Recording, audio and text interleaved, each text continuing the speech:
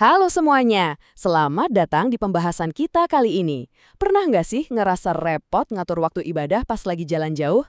Nah, tenang aja, karena hari ini kita bakal ngebahas The Traveler's Blueprint, alias panduan super praktis buat para musafir.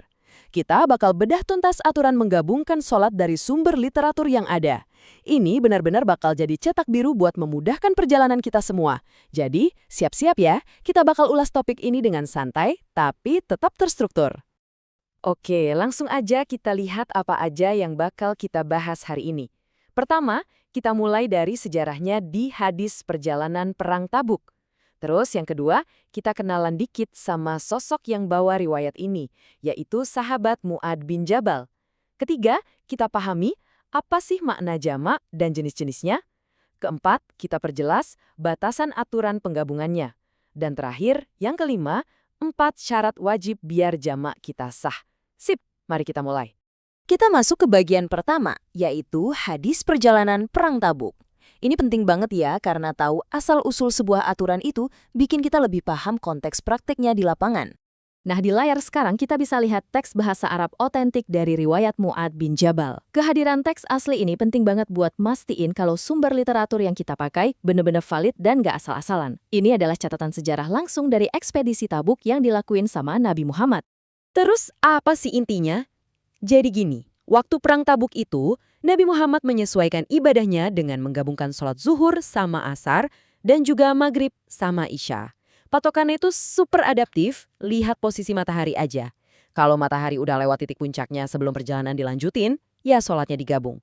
Nah, keputusan bersejarah inilah yang sampai sekarang ngasih kelonggaran luar biasa buat kita semua pas lagi bepergian jauh. Oke, sekarang kita masuk ke bagian kedua, profil sahabat Mu'ad bin Jabal.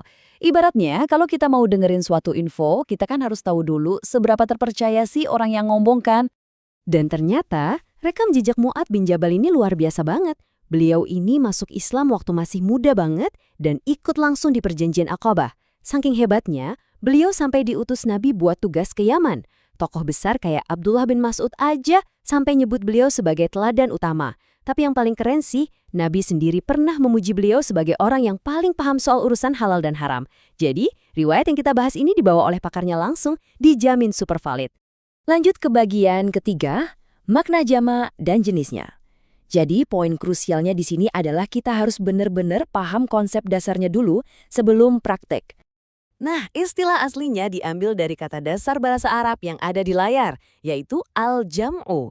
Sambil dilihat ya, biar kita makin familiar sama kosakata keagamaannya. Kalau diterjemahin ke bahasa Indonesia, artinya simple banget, menggabungkan.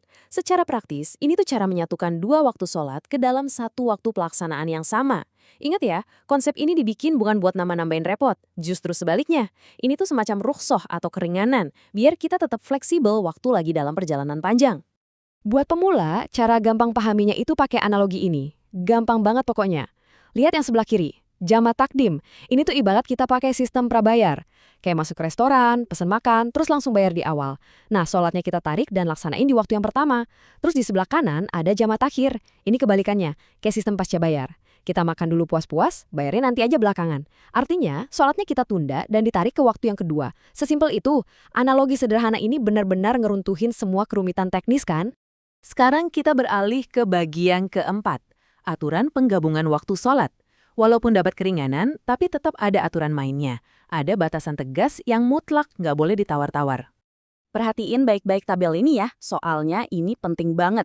Di kolom pertama itu adalah pasangan yang sah buat digabung. Zuhur pasangannya cuma sama asar, terus maghrib pasangannya cuma sama isya. Udah, itu aja. Nah, jangan sampai ngelanggar aturan di kolom kedua. Kita dilarang keras nyebrang-nyebrang waktu. Misalnya nekat ngegabungin asar sama maghrib, atau isya disambung sama subuh. Wah, itu nggak boleh sama sekali. Kepatuhan kita sama batasan ini nentuin sah atau enggaknya sholat jamak kita nanti. Akhirnya, kita sampai di bagian kelima, 4 syarat sah jamak. Ini semacam daftar periksa atau checklist wajib yang harus selalu diingat sama setiap musafir. Ada 4 langkah yang benar-benar jadi nyawanya ibadah ini. Pertama, niat atau niat. Niat mau jamak ini harus udah ada di dalam hati pas kita lagi ngerjain sholat yang pertama. Gak boleh baru niat belakangan. Kedua, Tartib alias harus berurutan, ngerjainnya nggak boleh acak-acakan posisinya. Ketiga, al-muawala. Maksudnya, kedua sholat itu harus nyambung terus, jeda waktunya harus cepat banget, nggak boleh diselingi kegiatan lain yang lama. Dan yang keempat, dawam as-safar. Status kita harus masih benar-benar dalam perjalanan, setidaknya sampai takbiratul ihram buat sholat yang kedua itu dimulai. 4 syarat ini wajib banget terpenuhi biar ibadah kita sah. Sekarang kita ada di penghujung pembahasan. Ada satu hal buat dipikirin nih. Kira-kira gimana pemahaman mendalam soal aturan jamak ini bakal ngubah cara kita ngerencanain ibadah di perjalanan panjang berikutnya? The Traveler's Blueprint yang baru aja kita bedah ini gak cuma sebatas buat tambah wawasan aja ya, tapi bener-bener nuntut buat diterapin dengan cermat. Jadikan semua informasi ini sebagai bekal praktis waktu kita mau pergi jauh nanti. Teruslah belajar dan rasakan betapa indahnya keteraturan itu. Terima kasih banyak udah ngikutin pembahasan kita sampai akhir.